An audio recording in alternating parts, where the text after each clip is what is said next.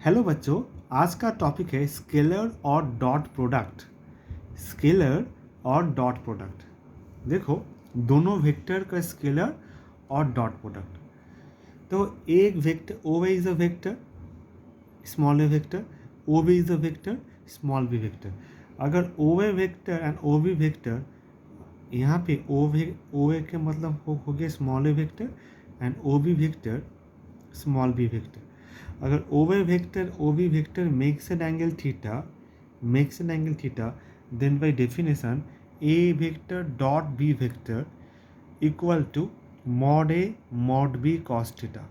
मतलब dot product always आता है स्केलर क्वांटिटी, मतलब डॉट प्रोडक्ट वेक्टर नहीं होता है, डॉट प्रोडक्ट आई जे के से नहीं आता है, डॉट प्रोडक्ट एक कांस्टेंट नंबर आता है, जैसे कि 1 2 -1 -2 है, 1/2 -1/2।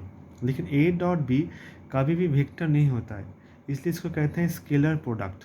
ठीक है, तो let A vector and B vector be two non zero vectors inclined at an angle theta in this figure, then the scalar product of a vector with b vector is denoted by a dot b।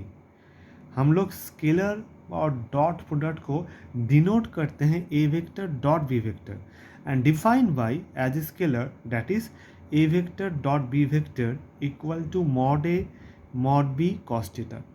Okay, यहाँ से cos theta कितना आएगा, यहाँ से cos theta आएगा A vector dot B vector by mod A vector mod B vector. तो this is definition of scalar product और dot product. Okay, and scalar मतलब क्या होता है, ए डॉट बी का वैल्यू ऑलवेज कांस्टेंट नंबर आएगा, I J K में vector नहीं आएगा। Okay, now some property. Number 1 very very important, dot product always commutative.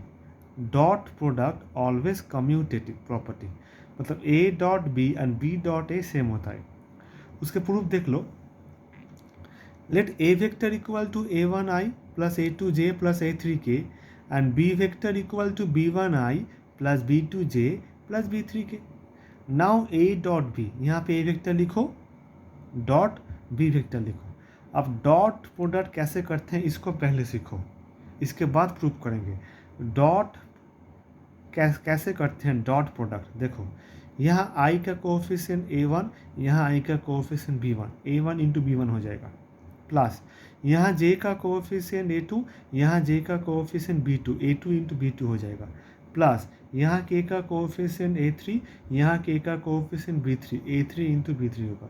This is the formula और process of A dot B. ठीक है, और एक चीज़ याद रखना, आई डॉट आई ऑलवेज 1 होगा, जे डॉट जे 1 होगा, के डॉट के 1 होगा। आई जे के क्या है जानते ही हो, आगे वीडियो में मैं बोला था, आई जे के is the unit vector along I is the unit vector along x axis, j is the unit vector along y axis, k is the unit vector along z axis, and I dot j dot k dot I zero क्यों होगा, देखो I and j makes an angle 90 degree, j and k makes an angle 90 degree. इस figure को देखो, इस figure को clear करो, ये एक्स एक्सिस, ये वाई एक्सिस, ये जेड एक्सिस। देखो X axis along X vector और Y axis along J vector. तो I and J makes an angle 90 degree. अब यहाँ पे 90 डिग्री बिठाओ, कॉस 90 कितना होता है, 0 होता है, तो आई डॉट जे 0 हो जाएगा। इसी तरह जे डॉट के देखो, जे डॉट के मेक्स एन एंगल 90 डिग्री, तो यहाँ पे 90 डिग्री बिठाओ, तो जे डॉट के कितना होगा, कॉस 90 0 होता है, तो जे डॉट के भी 0 हो जाएगा। सिमिलरली के डॉट आई भी 0 हो जाएगा। ओके, अब देखो बी डॉट ए करो, यहाँ पे बी वेक्टर लिखो, यहाँ पे ए वेक्टर लिखो, सेम प्रोसेस। यहाँ आई का कोएफिशिएंट b1, यहाँ आई का coefficient a1, b1 into a1 हो जाएगा, प्लस b2 इंटू a2 हो जाएगा, प्लस b3 इंटू a3 हो जाएगा। तो b1 a1 मतलब a1 b1, b2 a2 मतलब a2 b2, and b3 a3 मतलब a3 b3। This is a dot B, that is a dot B and b dot A same होता है। Number 3 property, अगर A vector equal to a1i plus a2j plus a3k होगा, तो mod A होगा root over A1 square plus A2 square plus A3 square. ये same ही conception, because अगर एक सिंगल वेक्टर रहेगा ए वेक्टर, इसका मतलब है ओ ए वेक्टर, मतलब हम लोग ऑरिजिन से ए वेक्टर का लेंथ कितना होगा, ऑरिजिन से ए वेक्टर, अगर ऑरिजिन 0 0 0 होता है, ये A1 A2 A3 पॉइंट होता है, तो A1 minus 0 square plus A2 minus 0 square plus A3 minus 0 square. इसी तरह अगर B vector B1I plus B2J plus B3K होगा, तो मॉड बी कितना होगा, root over B1 square plus B2 square plus B3 square. Same conception, इसका मतलब क्या होगा, 0B वेक्टर, मतलब root over B1 minus 0 square plus B2 minus 0 square plus B3 minus 0 square. इसका मतलब ही है B1 square plus B2 square plus B3 square. B vector को ऐसे लिख सकते हैं हम लोग, ओ बी और ओ कैपिटल बी जैसे, ठीक है। Number 4, angle between two vectors A and B is cos theta equal to A dot B by mod A mod B, imply कितना होगा theta, cos inverse A dot B by mod A mod B. Okay. Number 5, if two vectors A vector and B vector are perpendicular, that is A और B vector का angle होगा π/2 और 90 degree. तो यहाँ पे बिठा दो, तो cos 90 कितना होगा, A vector dot B vector by mod A mod B. cos 90 का वैल्यू 0 होता है, 0 equal to A dot B vector by mod A mod B, imply A dot B कितना हुआ, 0 हुआ। वेरी वेरी इंपॉर्टेंट, अगर दो वेक्टर का बीच का एंगल 90 डिग्री होता है तो उसका डॉट प्रोडक्ट ऑलवेज 0 होगा।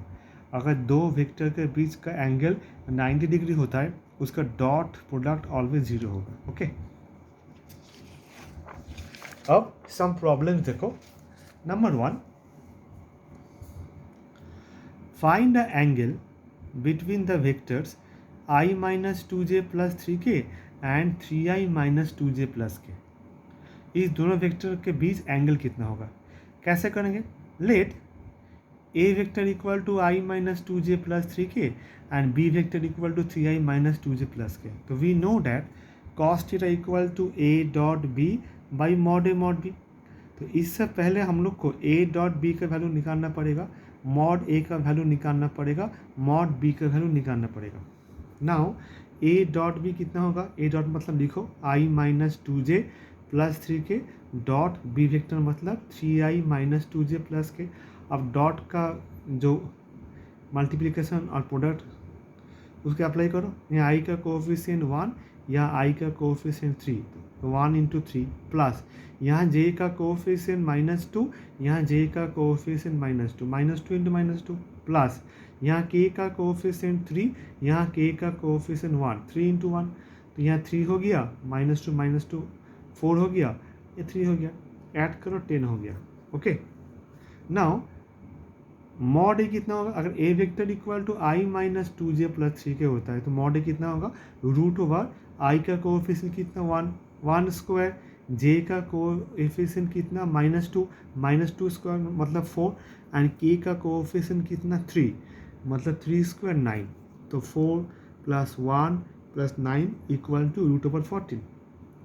इसी तरह मॉड बी कितना होगा, अगर B vector equal to 3i minus 2j plus k होता है तो मॉड बी कितना होगा, रूट ओवर i का कोएफिशिएंट 3 उसका स्क्वायर 9, j का कोएफिशिएंट -2 उसका स्क्वायर 4, k का कोएफिशिएंट +1 उसका square 1, 9 plus 4 plus 1 root 14। Now we know that the cos theta equal to a dot B by mod A mod B. Now a dot B का value कितना आया था, 10 बिठाओ, mod A का value कितना आया था, रूट 14 बिठाओ, मॉड बी का value root 14 बिठाओ, तो 10/14 मतलब 2 5 जा 10, 2 7 जा 14, 5/7 हो गया। तो इम्प्लाई यहाँ से थीटा कितना होगा, cos इनवर्स 5/7। तो this is the angle between given two vectors. इसी तरह हम लोग इस टाइप का प्रॉब्लम करेंगे। ओके। नेक्स्ट प्रॉब्लम का देखो, if a vector plus b vector plus c vector 0 and mod a equal to 1, mod b equal to 4 and mod c equal to 2, then find the value of A dot B plus B dot C plus C dot A. ये भी अच्छा important problem है। देखो, given that A plus B plus C vector zero, हम दोनों तरफ mod ले सकते हैं। A plus B plus C, mod A plus B plus C zero, zero का मॉड जीरो ही होगा। हम दोनों तरफ स्क्वायरिंग कर सकते हैं, हम दोनों तरफ स्क्वायरिंग कर सकते हैं। Imply mod A plus B plus C whole square equal to zero. Now हम लोग क्या जानते हैं, A plus B plus C whole square का फॉर्मूला कितना होगा, A square plus B square plus C square plus 2 into A dot B, B into C into A. इसको apply करेंगे। यहाँ मॉड है तो यहाँ लिखेंगे mod A square mod B square plus mod C square equal to 2 into A dot B plus B dot C plus C dot A equal to zero. Okay, now mod A का value 1 तो mod A square 1 हो गया, mod B का value दिया है 4 तो mod B square 16 हो गया, मॉड सी का वैल्यू गिवन है 2 तो मॉड सी स्क्वायर 4 हो गया, plus 2 into A dot B plus B dot C plus C dot A equal to zero. ना 1 प्लस 16 प्लस 4 ऐड करो 21 आएगा, उस 21 को यहाँ पे लेकर आओ माइनस 21 हो गया। ठीक है, तो कितना आया 2 into A dot B plus B dot C plus C dot A equal to minus 21।